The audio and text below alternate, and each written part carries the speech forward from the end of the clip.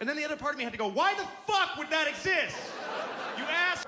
This is a story that takes place. I'm going to tell you this story. It's kind of a messy story. It takes place over a lot of years because it started with my friend Mike, who told me this story. This happened to him back in the 90s. He was going home for Christmas. And he lives in Connecticut. He grew up in Connecticut in some shitty shit town in shitty Connecticut. And he didn't like going home. He's one of those people, he came from a place, doesn't like it anymore. And he goes back, he doesn't know how to handle his family, you know? And he came from a family of white racists and he doesn't like going home. But it's still home. So he went home for Christmas one year, and everybody's hanging out during the day, talking, having lunch. And his father and his brother both work at this factory, and his brother's grousing about his day at work. And he goes, yeah, and then this fucking nigger fell asleep with the forklift. And then my friend Mike heard that, and he went, oh, God, why am I part of this people? I hate this. And he felt bad. And then that night, he's in the kitchen, and he's having a warm milk or whatever. And I don't know why that's funny, but what that says about him. Yeah, because he's a pussy. No. He's just sort of having some time to himself, and his cousin comes downstairs. We're staying, and his cousin, he likes his cousin. That's the one person he always felt connected with. And his cousin's like, what's wrong, man? And he says, well, geez, I come home, and I hoped that everything would be, you know, normal, but then my brother says, oh, he's about the factory, and this nigger fell asleep with the forklift. And his cousin goes, oh, my God, the nigger fell asleep with the forklift? So this is the first part of the story, okay? So Mike tells me that story about how he's just not listened to by anybody in his family. And then later on, I get a job writing on a TV show for Cedric the Entertainer. Great guy. And he had a show, and he hired a writing staff, half white writers, half black writers. So at lunchtime, we talked about race. It was just, we'd have these provocative, interesting conversations, trading notes about race with the white writers and the black writers. And I told that story.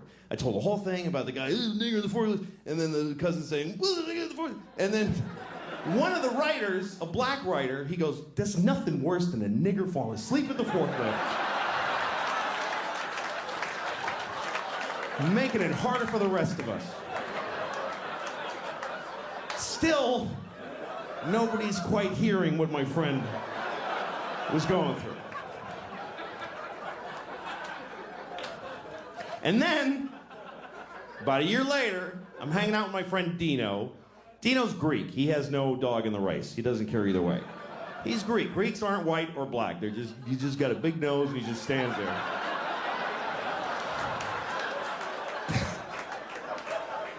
I told Dino the whole story. I told him about the guy, the forklift, and and then the black, and then Dino says, how do you fall asleep at a forklift?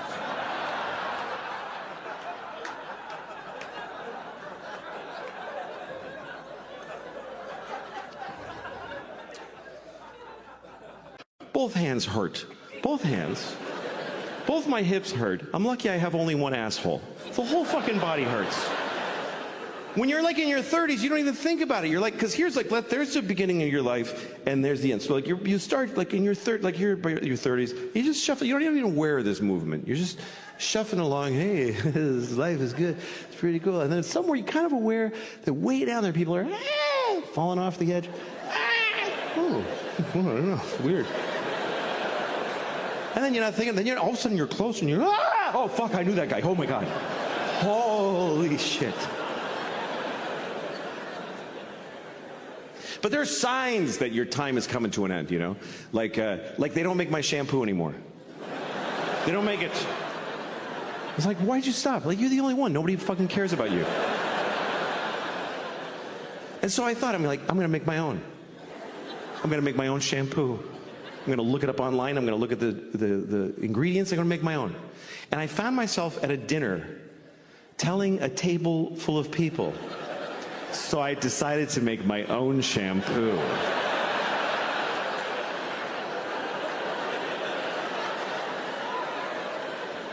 That's one of those moments where you tell yourself, just don't tell folks anything. You don't need to say it out loud. Just do what you're doing, die as soon as possible.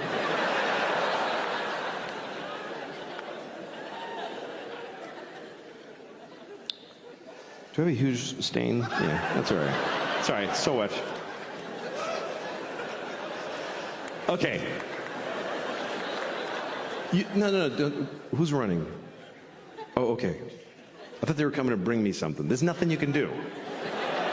You'd have to change my whole lifestyle for the rest of the show. It doesn't matter. I'm fat. I'm a fat guy. I'm fat. My pronouns are that fat fuck and...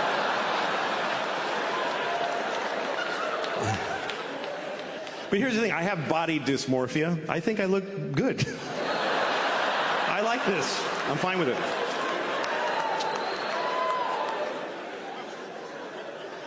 I decided to stop exercising. That's what I decided this year. I'm just not doing it anymore. I made it to 55. If I stop exercising now, it just means I might make 75 instead of 78. It's not that big a fucking deal. I'm just not going to do it. You know who inspired me? Was Trump. It's the one thing he said that I liked. I don't know if you ever heard this, but Trump believes, he just believes, nobody told him this, but he believes that you should move as little as possible because you have a finite amount of movements and then you stop. He believes that. He just went, yeah, that sounds right, and he just thought it up. And he's proving it to be true. I mean, it's fucking working. I don't like the new exercise either. I don't like the Peloton, you know. It's a bike you ride and there's a video that encourages you. And they have that mirror that you stand there and it teaches you exercises. Then they have that gun you put in your mouth and you fucking...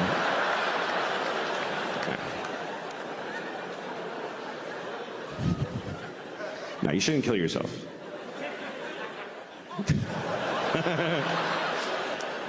That's why I think you should not kill yourself. That's my opinion. I don't know you. Ask somebody that knows you. But my general feeling is you shouldn't kill yourself. You know why? Because you're going to die anyway. You're going to die. What are you getting violent for? It's going to happen. I wish I was dead. You will be. Just sit there. You don't have to do anything.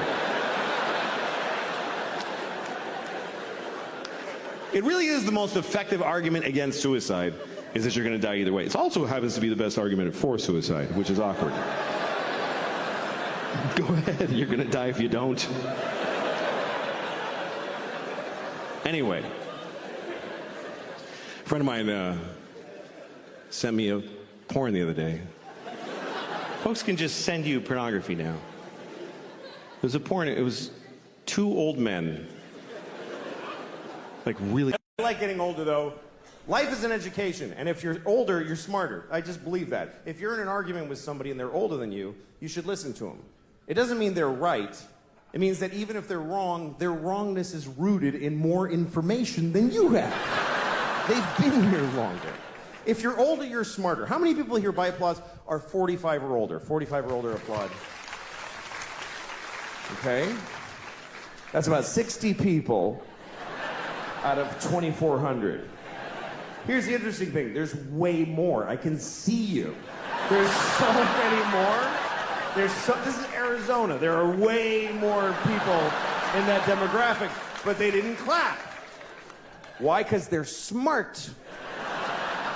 They're sitting in the dark going, I don't have to clap. I don't have to do anything. They're not doing it. And they're right. You know why? Because never identify yourself. Never. Are you crazy? You don't know why I'm asking. How do you know what I'm... Okay, burn them all. Burn everybody over 45. How do you know I'm not going to do that?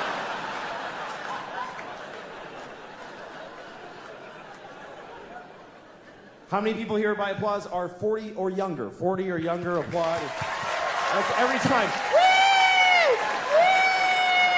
Woo! Every time.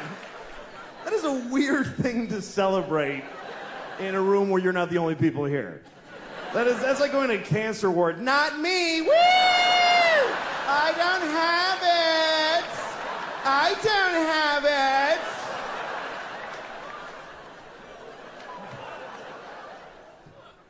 If you're older, you're smarter.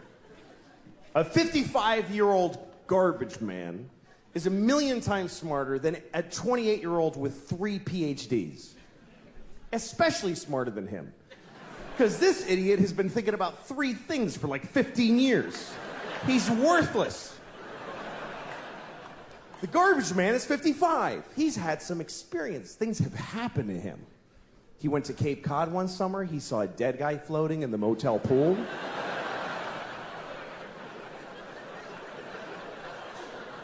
He took a bus to Montreal.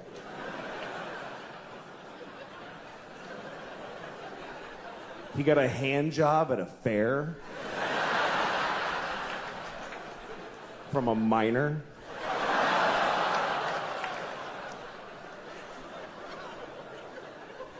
I mean a minor.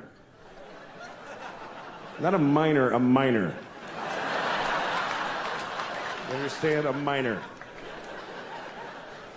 A grown man who works in a mine with dirty hands jacked him off at a county fair. That's what I'm saying happened to the 55-year-old. You see? He's had some experience. He knows more. More has happened to him. He's seen more. He's seen history. He's witnessed history, even if it's not ancient history. He saw Nixon resign on live television. Me and those few people that clapped, we saw the President of America cry and then quit being the president. That shit was crazy. Because none of us knew what was going to happen next. Today, people are like, the president's kind of disappointing. Really? Our president wept like an insane person and then got in a helicopter and flew away.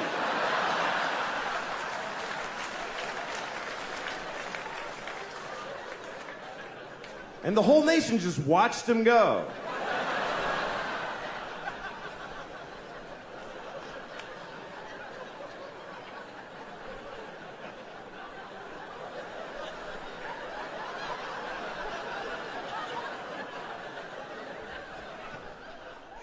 I like getting older, though. I mean, I'm like, yes. She's like, what? You don't know what the fuck I'm thinking. Fuck you. I don't know this bitch. I have no idea what she's thinking. I really wish I did. I wish I knew what she was thinking. It's my biggest wish maybe in life is that I knew, because I know she has thoughts.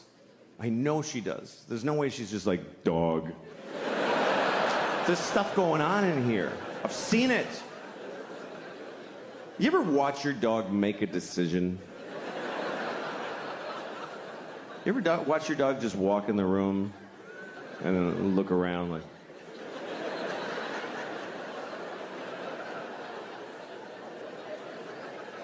Yeah, I'm gonna go over here. Why? Please tell me why.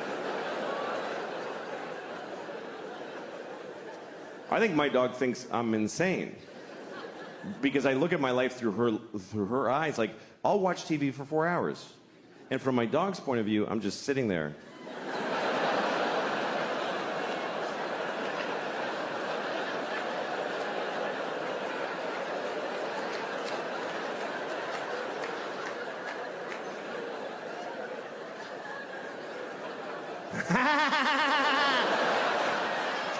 What the fuck is he laughing? What happened?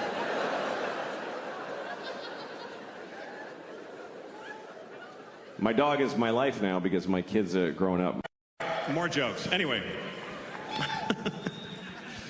I like life very much. I do. I like doing this because I get to travel. And I love going to other countries. I've been to a lot of other countries this year. I played a lot in Europe and stuff. Here's the thing. There's a trade-off when you travel to other countries. Because you don't get the things that you're used to. But you do get other things that you didn't have before. Like, I was in Sweden. Okay, if you're in Sweden at a hotel, you get breakfast. If you want maple syrup, they don't have it. They don't have maple syrup. But they do have...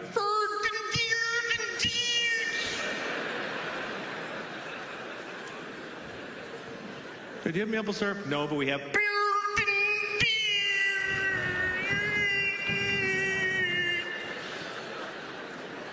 Yeah, I'll have that. That sounds good. It's the same all over the world. You go to Tokyo. Hey, do you have peanut butter? No, but we have...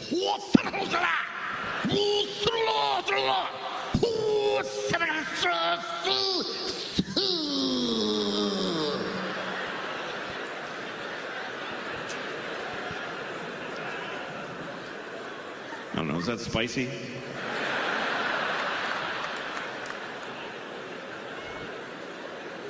Same all over the world. You go to Africa. Oh, okay, just the Japanese and the Swedish. Yeah, no. Yeah, good call. Yeah, that's fair. Yeah, fuck the Swedish and the Japanese, but Lay off the Africans because they can't take a joke. Yeah, they're very fragile people in Africa. They need some fucking people in New York to protect them from humor. That was a good way to be on it, guys. Fair enough. Fair enough. Yeah, fucking. I don't know, whatever. Anyway.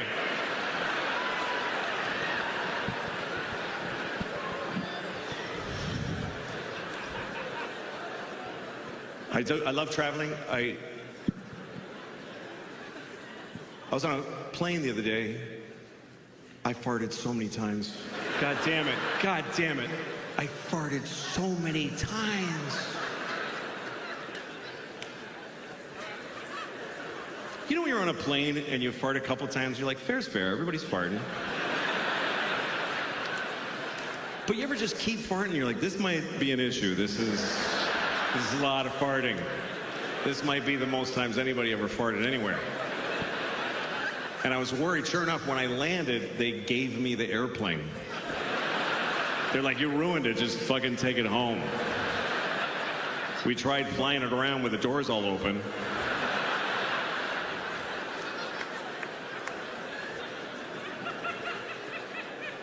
I don't like. When I was a teenager, I hated all that time. I hated being a teenager. And then I discovered drugs. And then that's all I gave a shit about. I don't know how I'm gonna tell my kids. How the fuck do you compete with that? How do you take a miserable person with no control over their lives and tell them with a straight face, oh, you can't do drugs. You can't do that, baby. All drugs are a perfect solution to every problem you have right now. How do you beat that? Drugs are so fucking good that they'll ruin your life. I mean, that's how good they are. I can't do drugs now because I'm 44, and I can't hook it up. I can't make that happen. If you're 44 and you want to get high, you got to hurt your back. That's pretty much the only option you have. Hurt your back, get some Percocet, and then you go, I'm gonna get a babysitter and take 3 at a diner. Like, just sad. I'm a little drowsy. Woo! I never really could have like I wish I was a drunk. Like that, I love romantically the idea of being a real drunk in my bathrobe all day. Everybody who loves me is always crying. He's destroying himself. I can't watch anymore. Shut up, then. Yeah. Showing up at my kid's school play halfway through. You show who you are, baby! I wish I could be that guy. But I can't drink because I just get tired. I go to sleep. I don't know how people drink and then do shit. Like when I see movies or TV shows where there's people in an office having a power meeting and they're clink, clink, they're making a drink in the daylight with a tie on. Well, Senator, hope you play ball with us in this construction deal, if you know what I'm saying. Yeah, well, I'll see what's in it for me. How is the next scene not all those people just lying on the floor like, oh, fuck. I can't believe I drank whiskey at noon.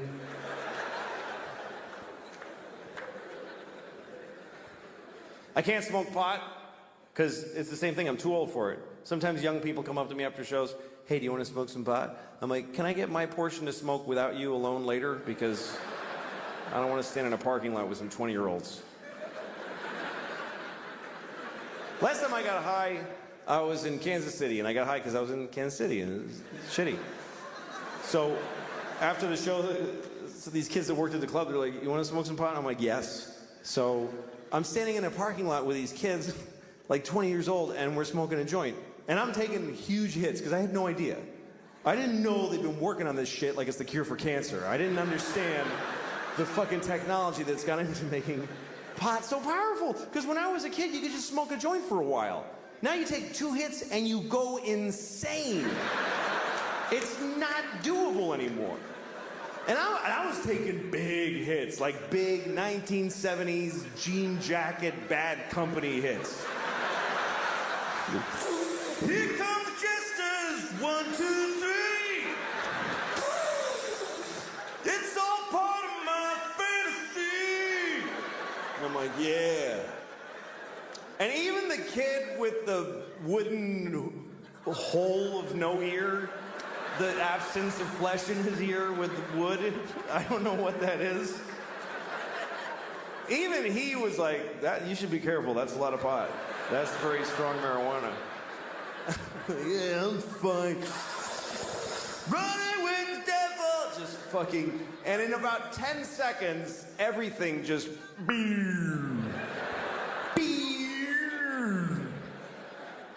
and I'm like, oh shit. This is an ordeal now. I'm not gonna feel okay for a very long time.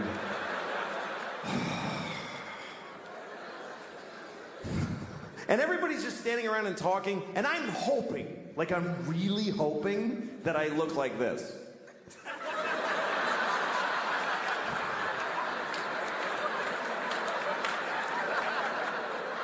But I'm pretty sure that I was just scanning insanely.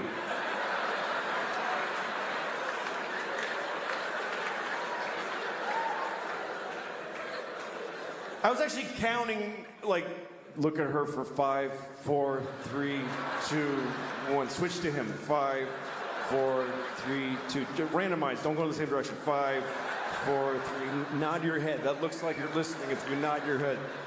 Ha ha ha.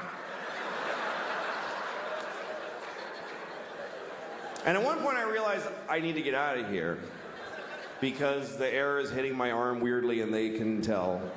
They totally know that I'm not handling the way air is touching my arm right now. Why am I doing that with my hand? That's weird to do that with your hand. Nobody stands like this. Nobody stands like this. Just fucking, no, that's also, that's weird too. That's crazy. Just, shit. I gotta go. But I didn't know how to leave because I had this dilemma. We're all standing in a perfect circle facing each other. And I thought it's gonna be insane if I just turn I'm one person with my back now. Do I just back away like this and hope that they fill in? And then I thought, no, say something. Say something out loud to them that smooths the transition of you leaving. Okay, what do I say? Pick a thing to say. Goodbye. That's a nightmare. That's just goodbye. That's not even, that's just noises. Finally, I walked away and I said, I'm leaving! And I know it was that bad because they all went, oh, shit, okay, all right. Whoa. Like, I'll never see those people again as long as I live. And then I had to get in the car. I forgot that I had rented a car, and I have to drive back to the hotel. And I'm driving on this highway in Missouri. And at one point I realized, I think it's been about 25 minutes since I looked out the front window of this car. I've just been dealing with shit directly in.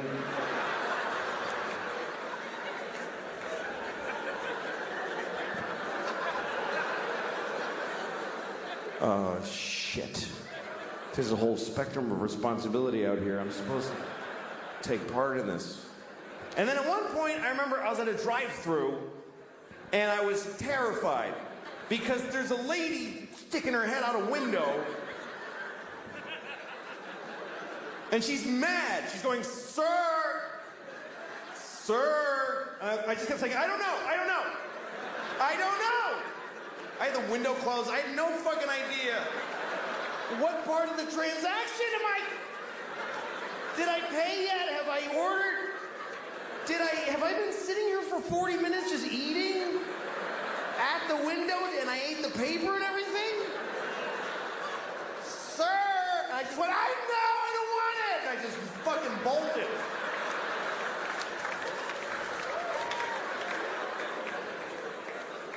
So I can't do that anymore. I have this problem now. My pants I can't keep them they won't stay up. Because here's what happens. Okay, you get fat, and some of you skinny people won't, I don't give a shit about you. You won't get this. I hate skinny people because they don't empathize with fat guy problems. They just don't.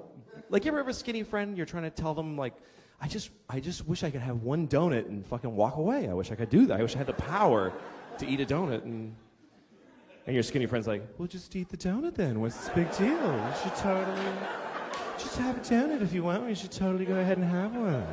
Just enjoy yourself and have the donut if you like that.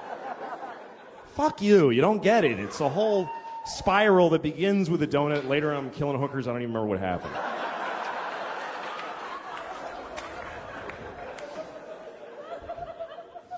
But so here's what happens. You get fat and your pants start to get tight, right? And then you get fatter because it's not like, oh, I'll stop eating now, you know?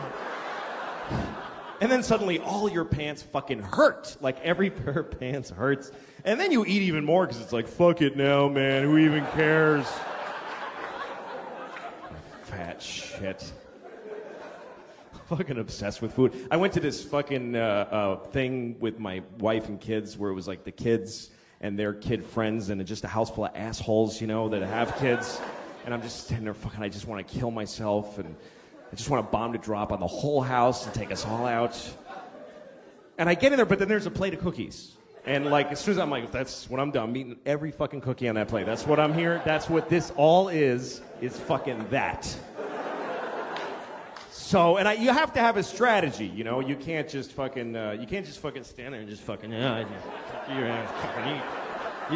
You have to like sort of keep rediscovering the cookies, you know? You have to walk over and go like, oh, hey, look at that.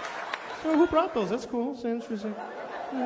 You do this. This means like, I totally could not eat it, but fuck it, I'll just, I don't want to hurt people's feelings. Brought the cookie. That's interesting. Yeah, I can take it or leave it. Totally fucking radar back there. Okay, new people around the dish. Do it again. Hey,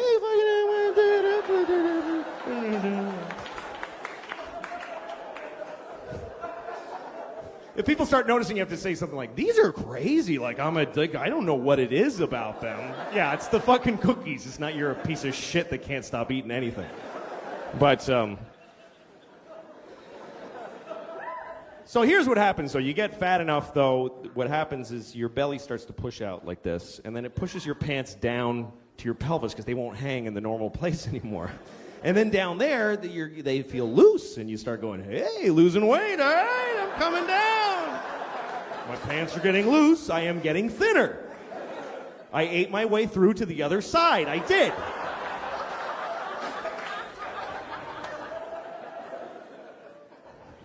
Fucking, I don't give a shit. I'm fat. Look at this shit. I don't fucking care. Look at that. I don't care. It's just a sweaty bowl of fucking flesh. I don't care. Look how fucked up this is, too. It goes right in. Like, it goes at a right angle. It hits my pelvis. It doesn't, like, slope back down. It fucking goes in and then back up. It's fucked up.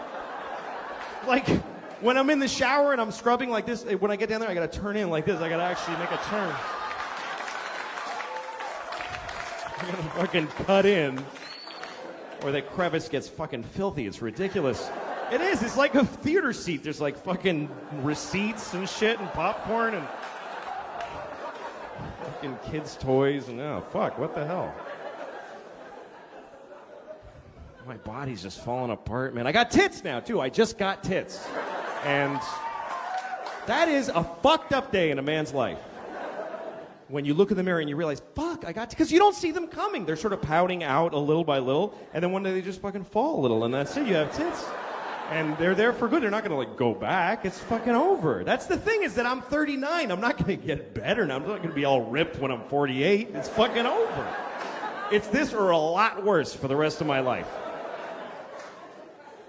But the tits were the worst. Because I used to laugh at guys with tits. That shit ain't funny to me anymore. Because that was an awful moment. I'm just standing there looking at all these feelings. They must be the same feelings that a teenage girl has when she gets her tits. It must be the same. It's the only thing that a 12-year-old girl and a 40-year-old man have in common is that moment.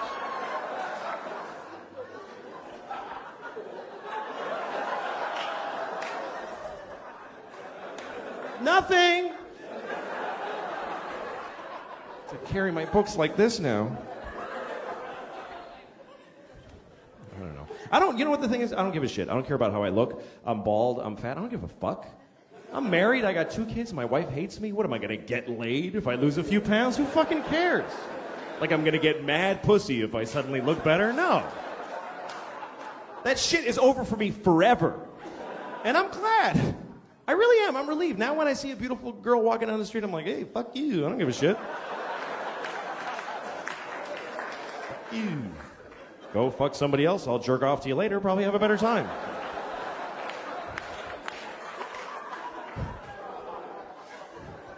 Not like she would have fucked the shit out of me anyway. Not like she would have given me her best. I never really got the best out of a beautiful woman. I had sex with a few beautiful women, and they didn't really rock out on my dick so much. It was more like, kind of like, all right, why not? Give it a, she's kind of funny, you know, just sort of a fucking begrudging fuck in a weird situation with a lot of regret afterwards. I've been there, like, I was in Oklahoma City. I slept with this beautiful woman. She was so hot, and she got really drunk, and she fucked me. And the next morning, I wake up, and she's looking at me, and she's like, oh, God. Oh, Jesus Christ. Oh, I can't believe y'all got to fuck me. I can't believe. She was so bummed out. I think she felt like she had raped herself with my dick. That's actually, like, how she felt.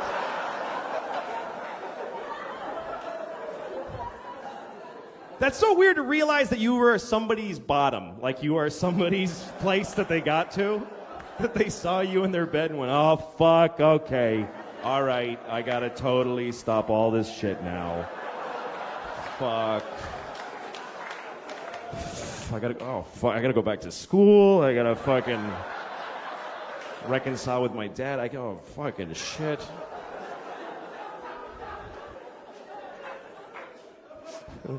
I never had a period in my life where I was... I'm 52, and I like my 50s. I like this part of my life. It's my favorite so far. I'll tell you why, because I can still move around pretty good, and I don't have long to live. I view that as a positive, because life is a lot of pressure. The more life you had ahead of you, the more problems you have. Like if you're 20, you might have 70 years to try not to be homeless or alone during. But I got maybe 24 years left. I can handle that. Like, that's an amount of time. I'm like, yeah, I can fucking do that. I can cover 24 years. And it gets easier every year less that I have. Like, I bought a winter coat the other day. I was like, this is my last coat. I don't need a bunch of these. It gets easier. I used to think I need to find a woman who will be with me forever. I need a string of girlfriends at this point. Just a few more girls. I need 3 women in their 40s to get me through my 50s. And 2 in their 50s to get me through my 60s. And then when I'm 75, 21 years old. That's when I'm doing that. 21, she gets the rest of my money. Just blow me to my grave and keep the change. That's the offer on the table. For anybody who's 21 when I'm 75. She hasn't been born yet, but we'll see what the new crop brings.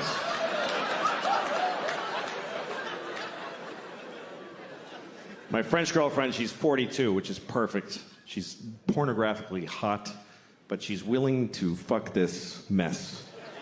Because you have to be over 40 to have the compassion and the sense of humor to fuck around. She likes to be on top, which I think is because that's the best that I ever look, is laying on my back. Because all the skin lays where it belongs. Like, it just drapes nicely. I look about 49 and a half when I'm on my back. And if I get on top of her, it comes off, it comes away from the bone like barbecued pork. And this shit, when you hang this, it's all red and bumpy. It's like the roof of a cave. It's a nightmare. And my tits are like flappy triangles with red tips. They look like candy corn that somebody stepped on.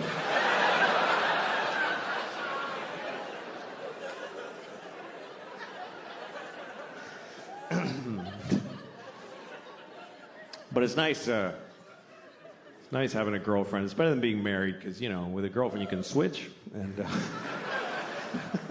marriage is, fuck, that's hard.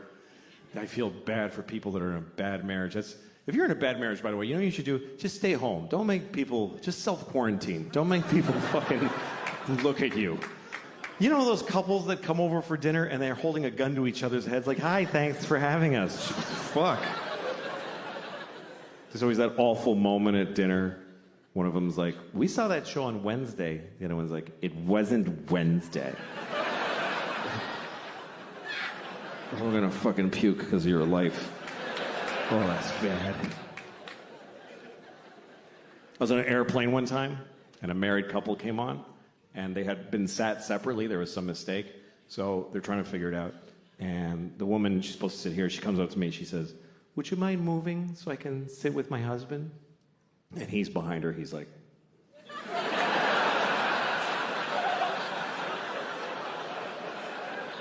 and I wanted to help him. But what am I going to say to his wife? Just, no, I won't move. Then I have to sit with her. So I just got off the plane. I didn't go on the trip. I got off the plane, and it took off, and it hit the World Trade Center. So that was, yeah, that was bad. I'll never forget that day.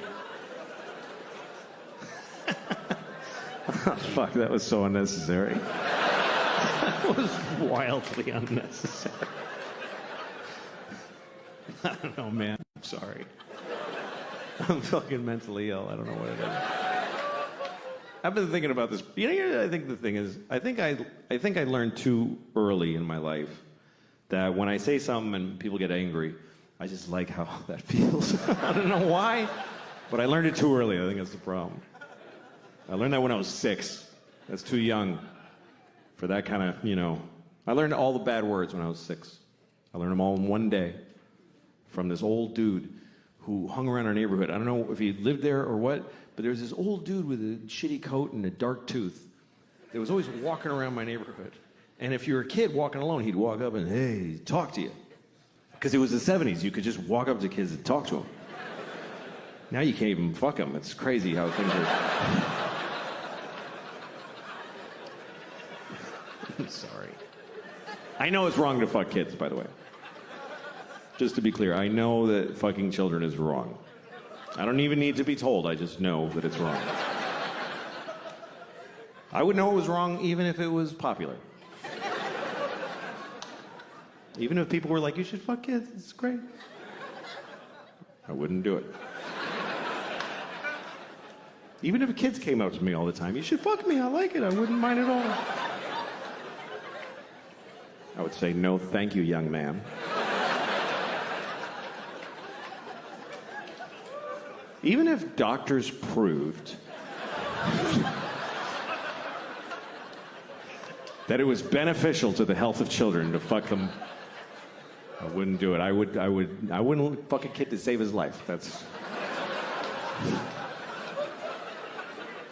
even if somebody said to me, if you fuck just this one kid, then no kid will ever get fucked ever again. I might have to fuck that one kid. That might be the right thing to do. I'm saving all those kids. Oh, I'm saving them all. Not you. Not you. You're the last one.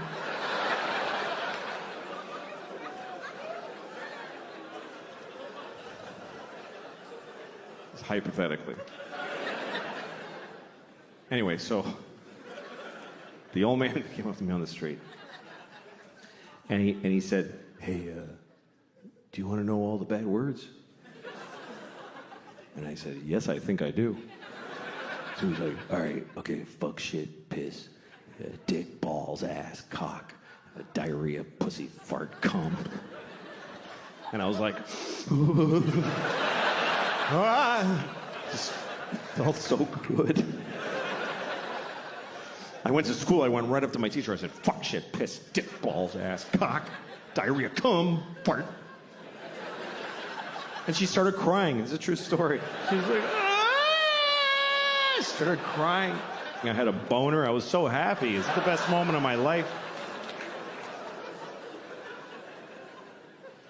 I had to go to the principal's office. He said, do you kiss your mother with that mouth? I said, no, but I eat her pussy with it.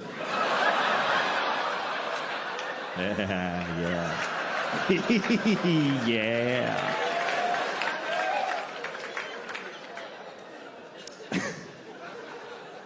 Anyway, relationships are tough. I got stopped in security the other day because of my carry-on bag, you know? when they put it through the thing to make sure you don't have a gun in your car. Who's still doing that? Who's still trying? Hey, maybe this time they'll let me get through with a gun. Shit, it's gonna be a tough year. They stopped my bag. I had clay in my bag. I sometimes travel with clay. I'm not an artist, but I make little dicks. They're this big, and they're perfect. And I make it, and I hold it, and I walk around town with it. Nobody knows.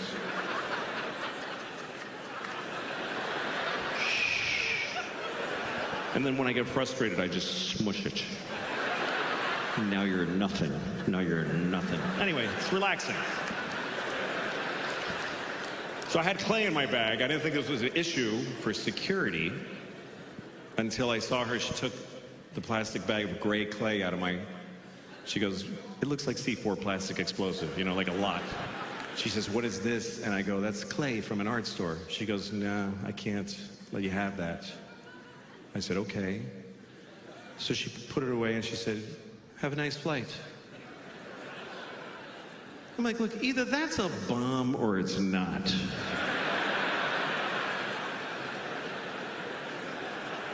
Like, either give me my fucking clay back, or ask me many questions, please. That can't be the procedure. Hey, this guy has a bomb in his bag. Oh yeah, you can't take it on the plane, I'm sorry. Nah.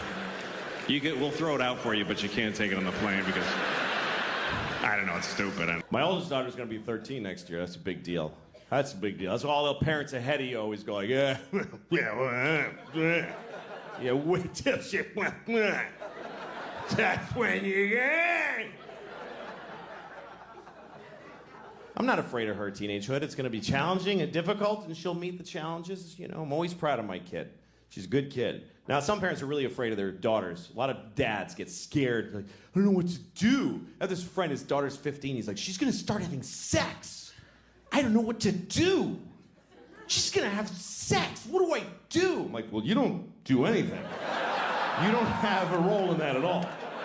You're the father. No role. Not supportive or advisory, nothing. What if she has a bad sexual experience? Oh, she's gonna have a number of those. Oh, yes, she is. Her whole life is gonna be just walking through a blizzard of bad dicks, just... Ow. Dicks. Just... Jesus. That was a big one. Holy fuck, I'm just trying to get to work.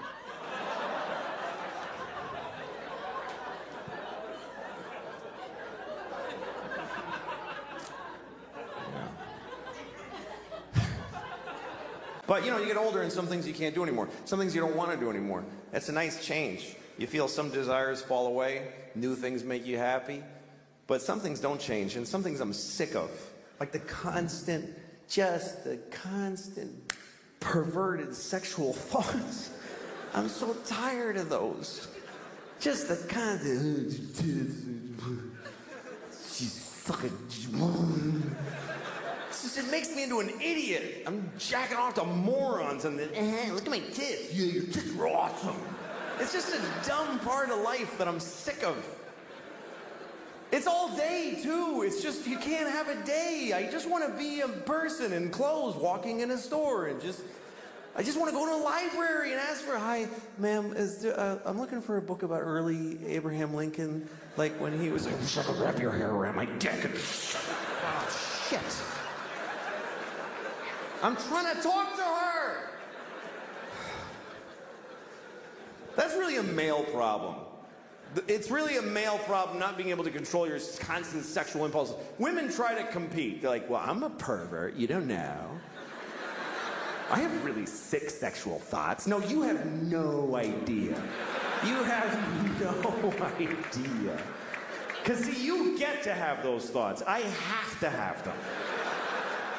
You're a tourist in sexual perversion. I'm a prisoner there. You're Jane Fonda on a tank. I'm John McCain in the hut. It's a nightmare. I can't lift my arms.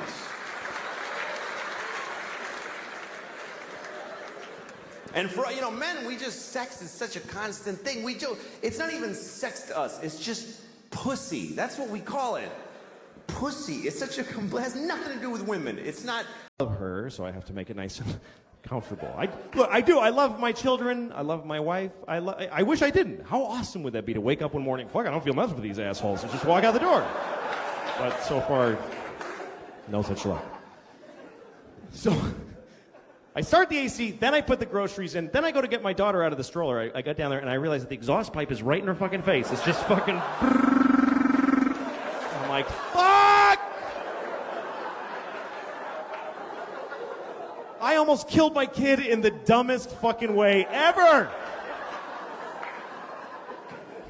If she died like that, I couldn't tell her mom. I couldn't fucking go home with that story. Well, I put her in the fucking, I don't know, I didn't realize. Fuck you. Yeah, I don't know. I'd have to throw her into traffic. Help! That would be better. To actually tell her that I threw her into traffic.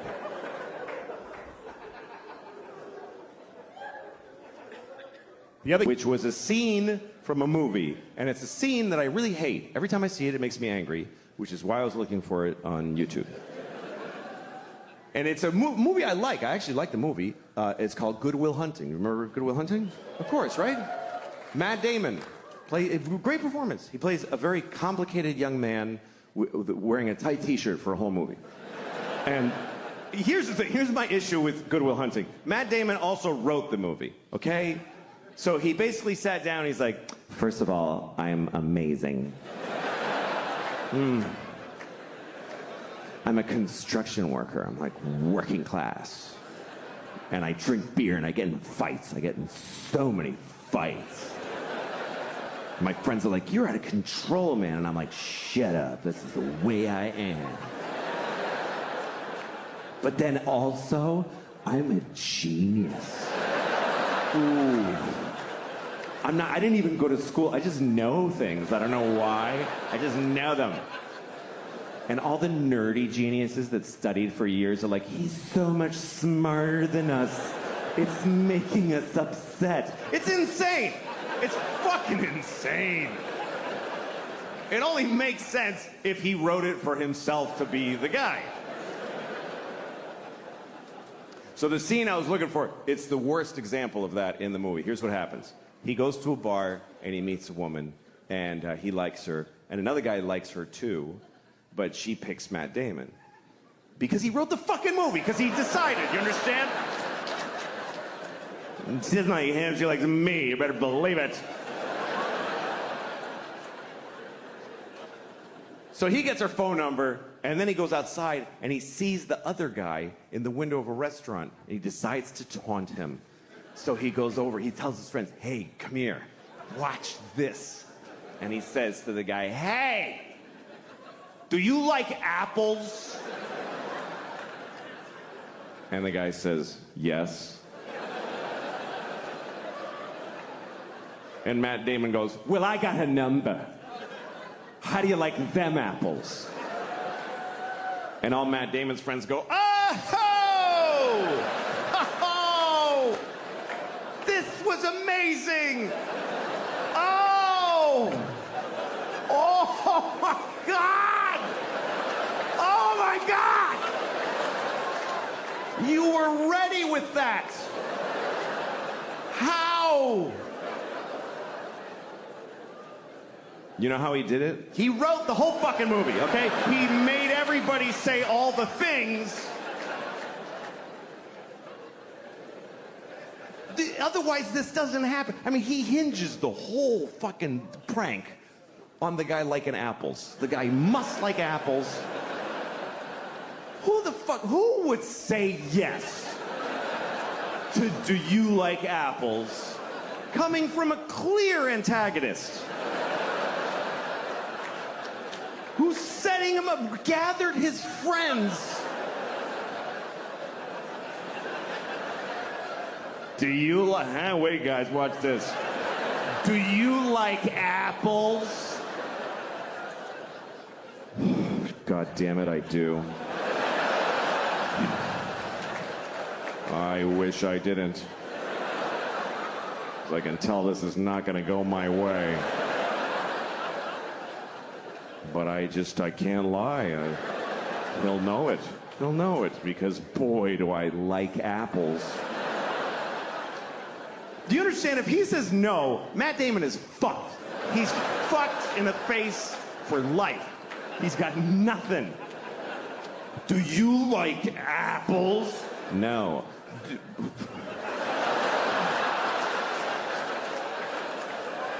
What the... dude. Fucking guy. No, come on, seriously. Seriously, you fucking... Don't fucking...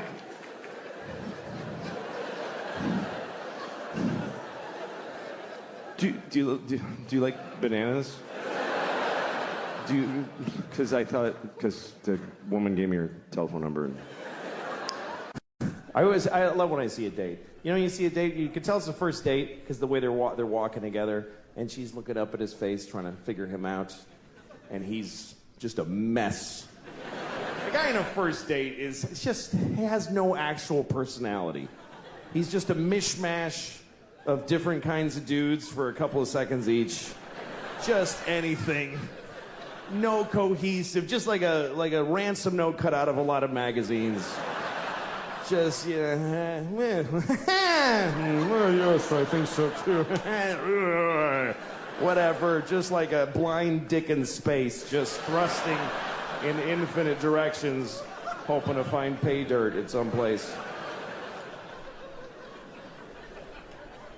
And then sometimes you see a date that's later down the line and something has happened. There's something that happens in a date that I never get to witness because women do this. They get to do it inside. They get to just decide quietly, I'm going to let him fuck me. They just get to decide. Something he says, and she's like, that was good. He's going to fuck me later.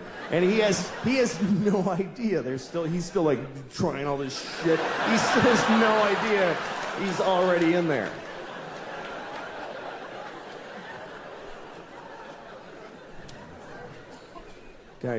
We love women a lot. All men do.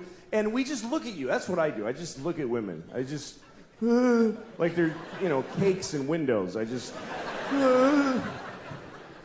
was walking in New York once, and there's these two very cute women walking behind me, and I was trying to walk slowly so I could hear what they were saying to each other, because they were cute. So I wanted to hear them, like that's going to help me in any way to hear them. Don't you wish the guy walking in front of us would squeeze our tits for like 1 second?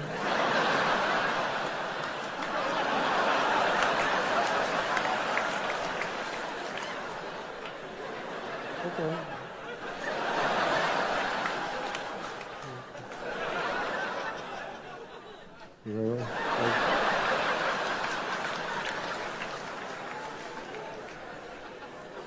Girl, and she's 4, and she's also a fucking asshole. It's true, man. I'm serious. I say that with no remorse. Fucking asshole. She's a douchebag. She is. Fucking jerk. The other day, I'm like, put your shoes on. We're trying to leave. Put your shoes on, please. Put your shoes on. Put your shoes on. How many times can you say that to somebody before you just want to kick them right in the fucking face? Seriously, if you're with a group of people that are trying to go somewhere and you can't go because a member of your party just refuses to put their shoes on, that person is a fucking asshole, okay? You don't do that to people. Imagine being with a group, hey, we can't go. Why? Because fucking Bill won't put his shoes on. He just won't put them on. Fuck, Bill, what's your problem? I don't want to put them on.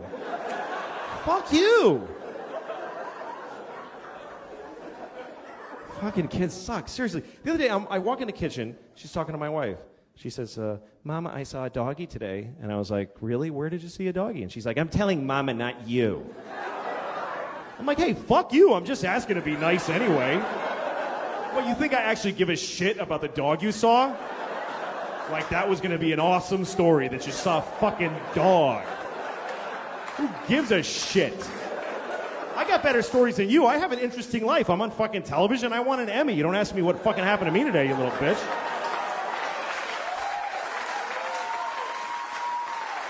No. I didn't say that to her, obviously. But that's the thing. Nobody ever calls her on her bullshit. That's how she got to be an asshole in the first place. Nobody just goes, fuck you. You don't know. I'd love to, for one day, just fucking be totally on. Oh, you drew a dog? Let me see. That's not that's shitting me. That's a scribble. That's nothing. That's not even anything. Show me a dog that looks like that. I'll give you $1,000. Seriously. God, fucking. Oh, the other day I was just dreaming about just fucking kicking her, like kicking her out a window. You know, just fucking. I would never fucking hurt her, but I wanna. I do. You know. One time my daughter had a black eye because she walked into a door because she's stupid, and. She had a little black eye, and I took her to ice cream. We went to an ice cream place, and everybody in the ice cream place is like, give me a dirty look. And I realized they think I hit her, and she has a black eye now. That's why I'm taking her to ice cream. That's what they think. And I was so insulted. I want to say, hey, fuck all of you, okay? She's this big. You think if I hit her, she'd have a black eye? She'd be fucking decimated. There'd be nothing there. Look at this shit. I would ruin her head with one punch, easily. She has no defensive skills. She fucking sucks. She'd be like just smiling at me and there'd be just fucking just a dent there like a fucking bomb went off.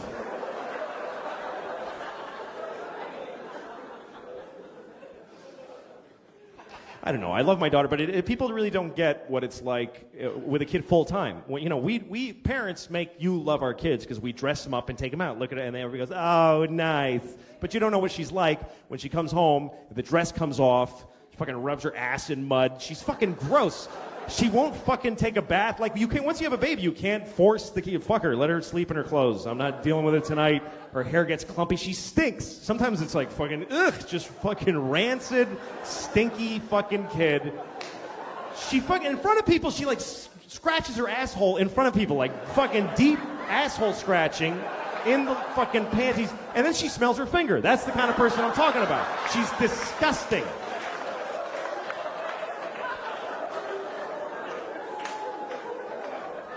The other day I come home and she's just laying on the carpet with just spread eagle naked and she's just stretching her vagina open going, just fucking holding it open. I'm like, fuck, shit, okay. Wow. That's, wow. Don't react. I can't go, I can't do that, that'll fuck her up. Let's go. Hello. Hi, how are you? Hi, how's school? Okay.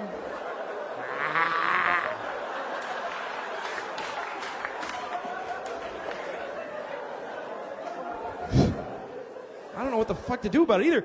Because she does it all the time and I don't want to stop her because you know what? She's happy. That's the happiest I've ever seen any person in my entire life. That's a fucking human being at their happiest, just, that's what we all wish we could do. We should all be doing that, but we gotta fucking stop it though, because she'll be fucking homeless if she doesn't cut this shit.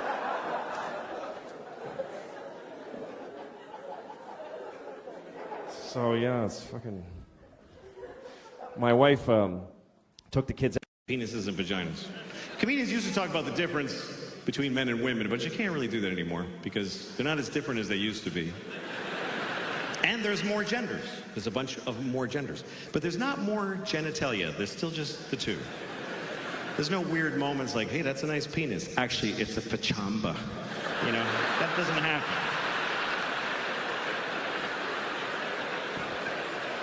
But they are. Penises and vaginas are different. Here's one difference. You can cut off a penis. You can just cut it off, and it'll fall right in the soup. Vagina, you can't cut off a vagina. I mean, you can scoop it out like a grapefruit section, you know? But all you did was make a bigger vagina.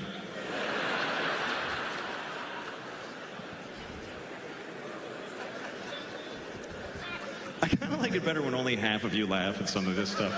Like, it's fun. All right.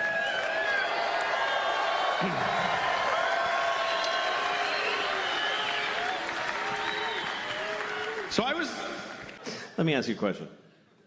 You ever wonder how many people ever fucked your mom? We're almost done. You're doing great. This is important to me. You ever look at your mom and go like, Mom, how many dicks? Just how many? I lost my mom, so those are the things I don't know, so I'm curious. I don't feel like a lot of dudes fuck my mom. Not because she's like pure, because I don't think so. But I hope it was as many as she wanted. That's what I hope. I hope she got all the dicks she ever dreamed of because I loved her. I hope at the end my mom was like, that was plenty of dicks.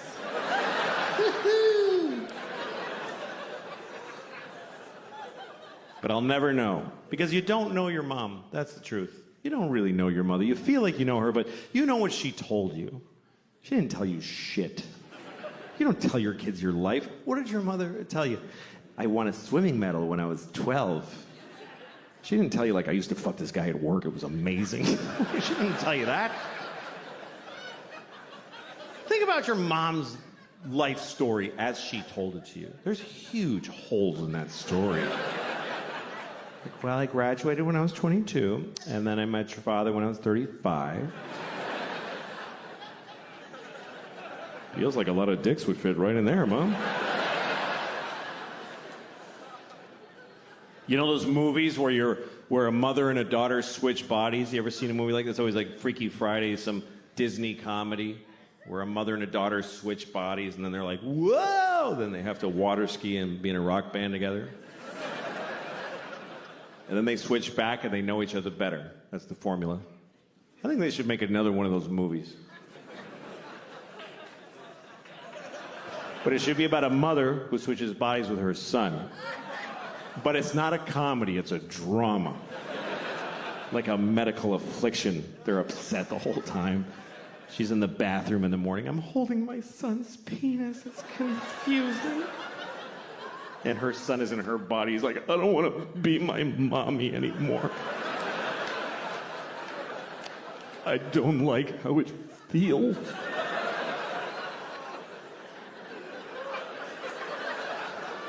And his dad comes home and he starts fucking him. And he's like, oh, God. What's happening now? I don't like this. But I don't want to say no to my dad.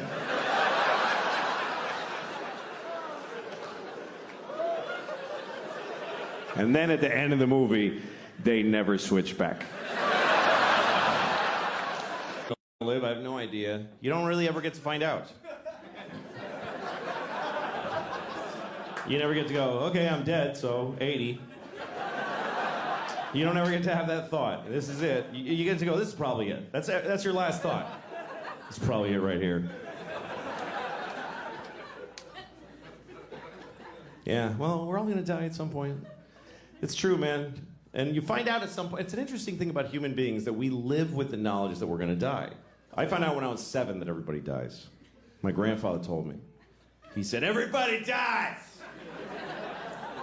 I wasn't even talking to him.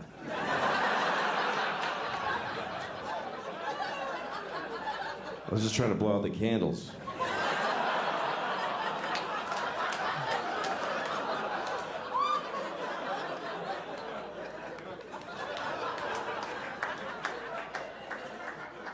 Now, I was 7 years old when I found out that everybody dies. And I was excited. Not because everybody dies, but because I knew it. I was excited because I knew I was young to know that everybody dies. I knew that most of my friends didn't know, and I thought, I want to tell them. I want to be the one that tells everybody. I especially wanted to tell Benji, this kid across the street from me. There's this kid, Benji. He wasn't my friend. I was 7 and he was 6, but if I ever came out in my front yard, he would come out and I'd be like, oh, here he comes. Just hated him. Hated him. First person I ever hated. Like visceral hate. To me, he was a piece of shit cocksucker asshole. That's what he was to me. And I didn't even know any of those words. I just had that like as a raw feeling with no way to say it. I was too young for the feeling that I had. And then I heard somebody say piece of shit cocksucker asshole. I was like, Dad, yes, thank you. That's how, yes. Anyway, one day I was in my front yard and piece of shit Benji comes across. And he says, I got a new bike, or something like that. And I was like, you're gonna die someday.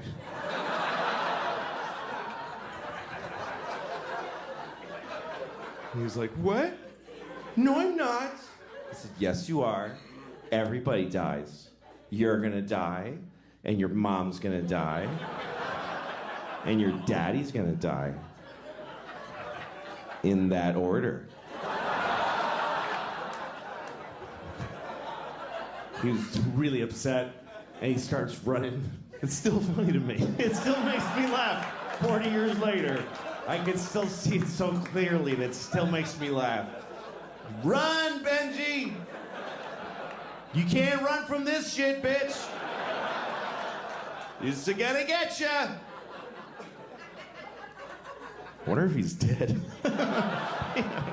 Anyway, so he came back with his mom. His mom's so angry, and then I was scared. And his mom came over. What did you say to him? And I said, I just told him that everybody dies. And she goes, well, that's not necessarily true. I was like, what? She says, well, some people die, but not everybody does. And I was so full of questions. I was like, what about Abraham Lincoln and George Washington? They're dead. Well, she said, yeah, that's because something happened to them. George Washington didn't take care of himself, and Lincoln got shot. But there's a lot of people alive from those days. And I was like, really? What about, like, Bible people? And she's like, yeah, we have to go. And then she left. Because I think she realized this is only going to get worse. She's not on a good side of this argument. And then I went to my mom. I told the whole thing. She was like, don't worry, that lady's a fucking idiot. Don't listen to her. My mom said, don't worry, baby. You're definitely going to die.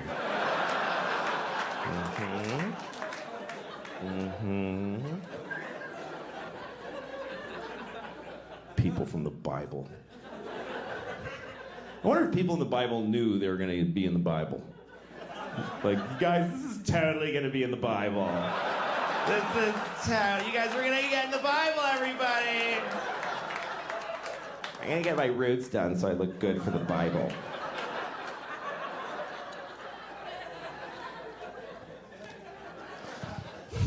The banana juice, because did you hear the other one ended with banana? Banana. I got 3 banana jokes, by the way. This is number 2. Okay. I saw a guy peeling a banana on 6th Avenue, and it bothered me. And I'll tell you why. Because it's the way he peeled. When I peel a banana, I hold it around here. I peel down to my hand, right? This guy holds the banana at the bottom. And he just peels the whole thing all the way down. It felt like a guy at a urinal pulling his pants all the way to his ankles.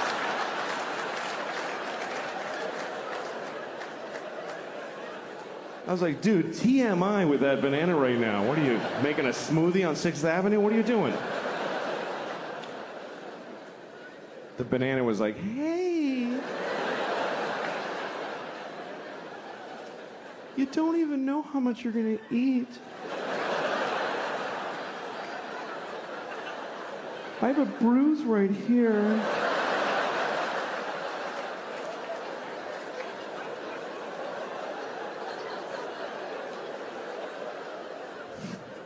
Kind of got lost in the banana shame there. I was thinking about, you know what I was thinking about today? I was thinking about Jesus. I was thinking about Jesus. And after I came, I thought that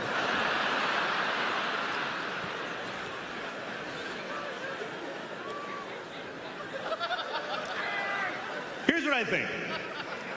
Here's what I think about Jesus, because I was raised Catholic, and my main feeling about Jesus is that I feel sorry for him. I feel sorry for Jesus. I think he had a hard life. The last day was particularly difficult, but he had a hard life, Jesus. He had to wear that underwear, that thong, just that fucking dish rag, just burlap yanked up. Ugh, imagine. Just the rash. Fuck.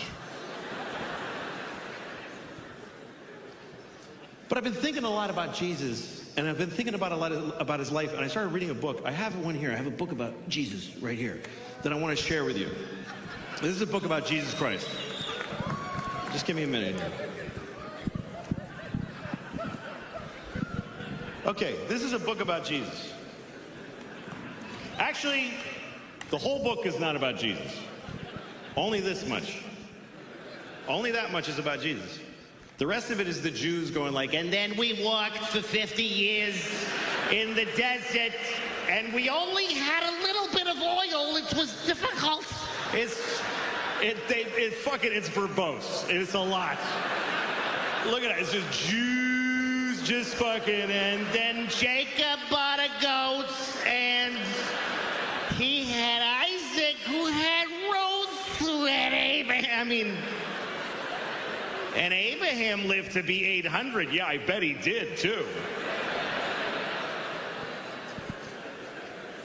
The Jews in the early chapters are all like 800, and then God was like, I can't with these fucking Jews for 800 years. I can't. We're starting heart disease right now. Cut them down to 10%. But so that's the Jews part. And this is the Jesus part. And they tell you the life of Jesus. But here's the weird part. They tell it to you again and again and again and again. They keep telling the same story. First Matthew tells it. And then Mark is like, dude, that's not what the fuck. Let me tell you what happened. Let me tell you. Hey, Paul, shut up. You weren't even here. And I started reading it because I never read it before. Because I was raised Catholic. It's true. Catholic Church, they do not encourage reading. The Jews read their shit in Hebrew. And down south, they fucking read the Bible. That's what they do. But the Catholics, they want you to come in. They want you to come in so they can tell you. They want you to sit down and they tell you. And you're like, can I read the book? No, I got it. Just put the book down. Put it down. I'll tell you what. You don't fucking believe me? Listen, I'll tell you what happened. So I got interested in it because I had a feeling about Jesus as a person. And it's interesting because when you actually read it, it's not as lofty. It's like just regular people. Like here's this story of Jesus turning water into wine, okay? This is John chapter 2, okay? The word of the Lord. Okay, here we go. Okay, here's what it says. Just listen. Just listen to the first part. Okay. And the third day there was a marriage in Cana of Galilee, and the mother of Jesus was there. And both Jesus was called and his disciples to the wedding. And when they wanted wine, the mother of Jesus saith unto him, they have no wine here.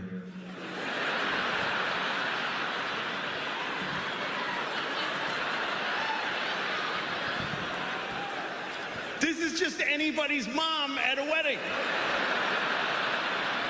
They have no wine, Jesus. And then listen to this. Listen to this. And Jesus saith unto her, woman, what have I to do with thee?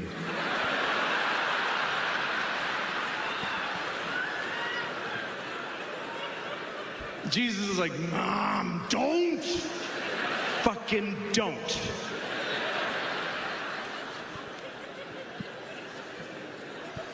Anyway, I won't read the whole thing out of there, but it's a weird story.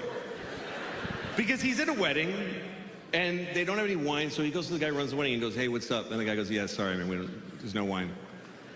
And Jesus says, look in the water barrel.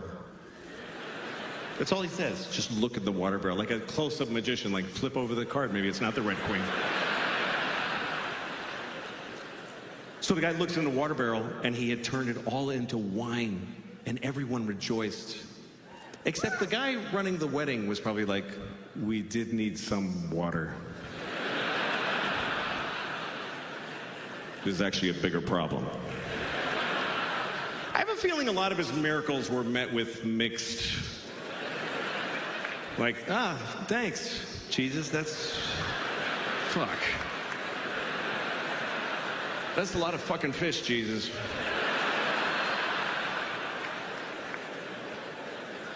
Like Lazarus. Jesus brought Lazarus back from the dead. Lazarus had been dead for 4 days. And Jesus went to his tomb and he just said, rise, Lazarus. And it worked. Lazarus came out of the tomb like, And Lazarus' wife was like, are you fucking kidding me right now? I thought this day could not get worse. But here's the story I wanted to share with you. Because this story is really weird. I didn't know this story till I sat down and read the whole book. I mean, the Jesus part. I read the whole thing and I found this story that I never heard before. And I've seen every Jesus movie, and this is not in any Jesus movie. This is not a very told story because it's not clear what it means. Doesn't have a clear, usually the Jesus stories are obvious, what they mean. He washed your feet, so, you should wash your feet, whatever the fuck they're teaching you. But this one, this is the story of Jesus cursing a fig tree. How many people by applause know of this story? Okay, that's all I need, just to make it clear that it really happened. I mean, none of this happened. But I don't know. I'm fucking with you, I don't know. I'm just saying, I just wanted to clear that I didn't make it up. They did. All right. Okay, here's what it says. This is Mark chapter 11. It's when Mark went broke. Okay.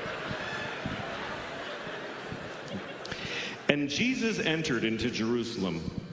And when he had looked round about upon all things, and now the eventide was come, he went out unto Bethany with the 12. Bethany was like a suburb of Jerusalem, so, you go into town, you see all this shit, but you stay like at the Marriott by the airport. That's where Bethany is.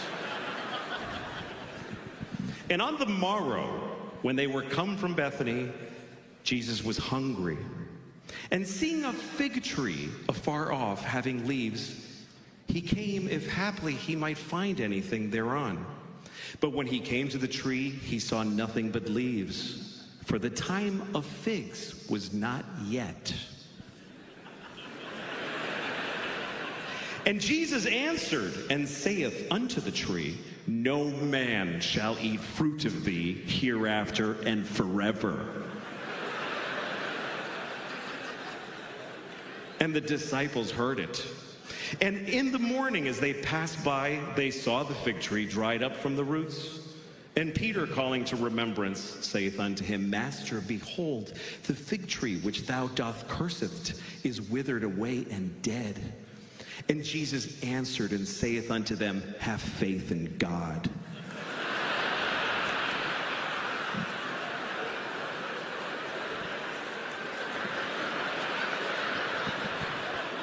What the fuck kind of a Jesus story is that? What the fuck are we supposed to... Hey, Jesus, you kill that tree. That's right, motherfucker.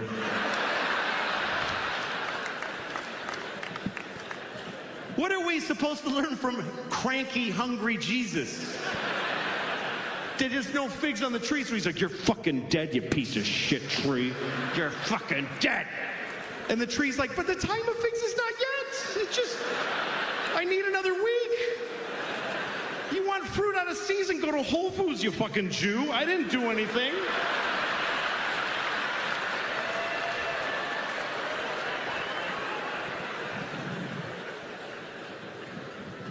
I mean, you can't act like that, man. You can't act like that. You walk around acting like that and somebody will nail you to a cross. That's what'll happen. That's what'll happen.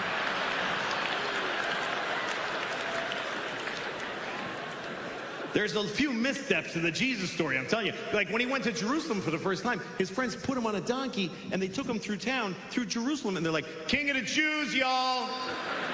King of the motherfucking Jews. And the Jews did not like that. The Jews were like, not my president, whatever.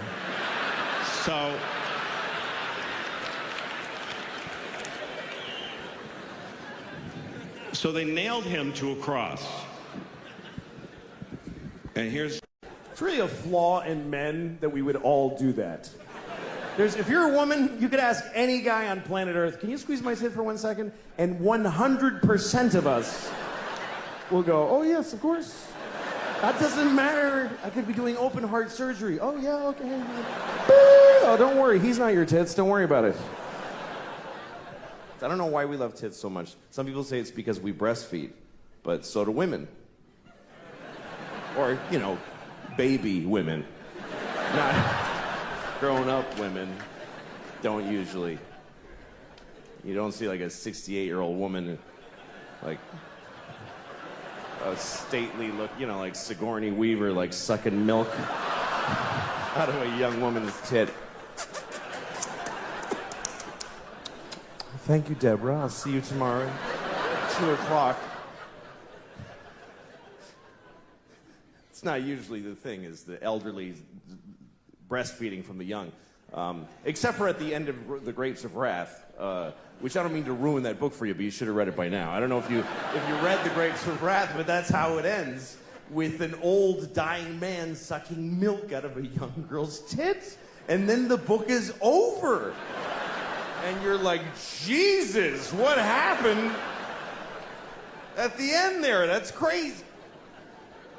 There's no other book in that genre. There's no dense, historic classic that ends with a weird, porny paragraph at the very... And then Anna Karenina shat on his chest. Holy moly with that! The end. Oh my God! That is a violent shift in tone at the end of that book. I've been reading this book for 3 months.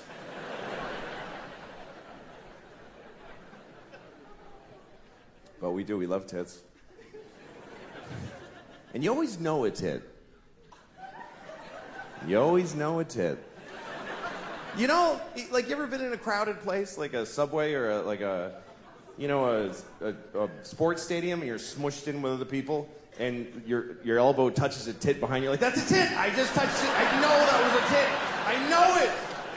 Because the sensitivity of the male elbow to tit flesh specifically is unbelievable. Just to tits, because you could drive a tack in there, I'm not gonna feel it. But a tit, through a shirt and a sweater and a jacket, and her jacket, sweater, shirt, and bra, somehow, it's a tit, I touched a tit. I touched a tit. I touched one tit. One tit. That's rare to touch one tit. It's like a 4-leaf clover.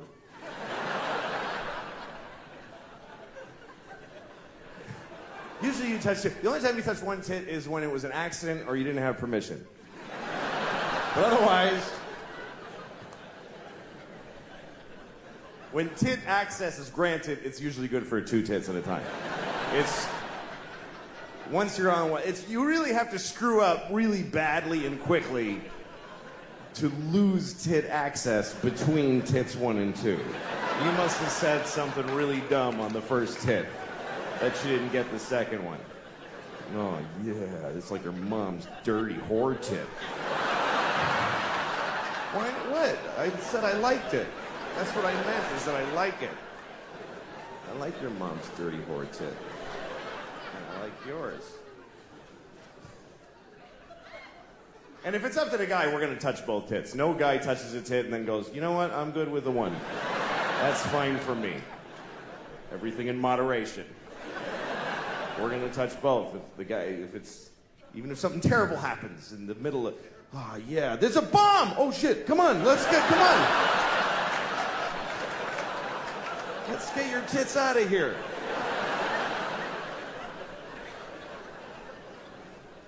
I've seen a few tits. I've seen, I don't know, 48 maybe, I don't know.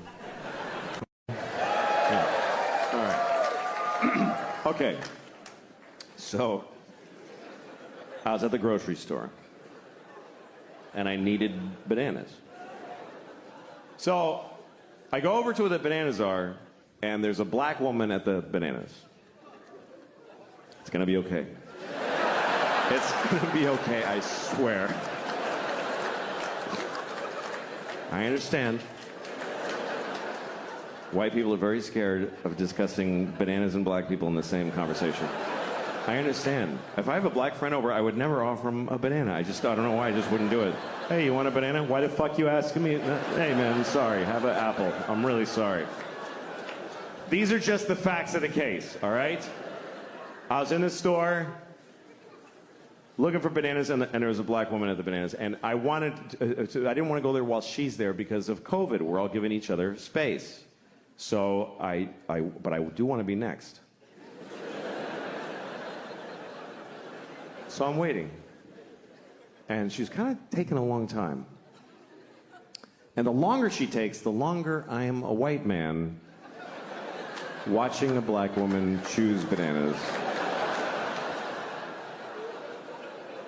And this is an awful thing about the world today because I know I'm not doing anything wrong, but I feel fucking bad. I feel fucking bad. So I went to the strawberries. And there's a fucking Jew with the strawberries.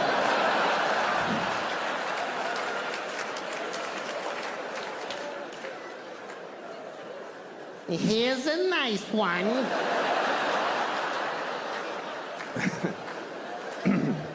That's the Jew. I'm not going to do the black woman. No, I'm not. You know why? Because I'm not afraid of Jews. That's the bottom line. I'm not scared of Jews. I don't find Jews to be frightening. Unless you're in Palestine, then they're terrifying. It's very different. Over there, they're like, the Jews are killing us. And here we're like, really? The Jews?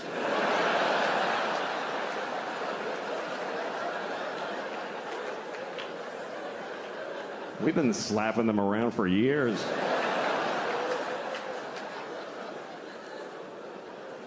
Anyway. This banana's too hard.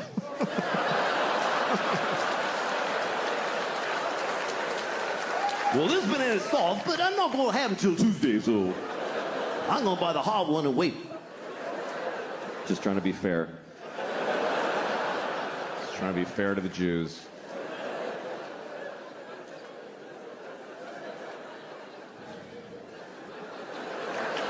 Lord have mercy. Out the other day when she just it's the most amazing thing is when you get to be alone in your house. As a dad, you never get to be alone, or as a mom. But when the other parent takes the kids out and you're alone, that's fucking awesome. And I think I'm getting older because the way I use that time has totally changed. I used to have, Jerkfest 2006. Are you shitting me? Jerking off in my own house, alone in my own bed, taking my time, go through my wife's shit for pictures of her friends I want to fuck. Everything was awesome.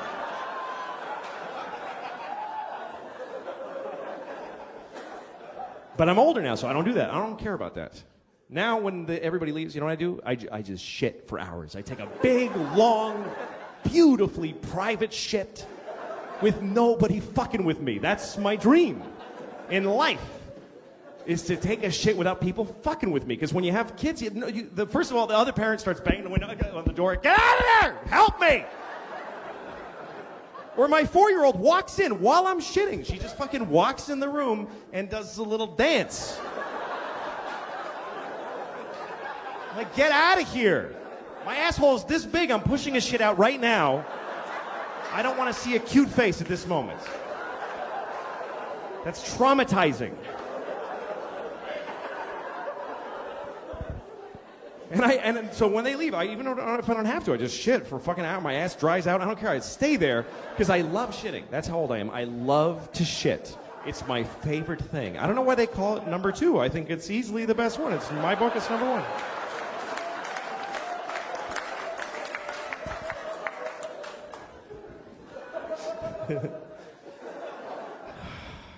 But no, it's hard. Having kids and being married, it's difficult. And, whatever. But one thing it's made me is it's impossible for me to have any sympathy for single people. I just don't give a shit about single people. I don't dislike single people, but I don't get... Whenever single people complain about anything, I really want them to just shut the fuck up. Because...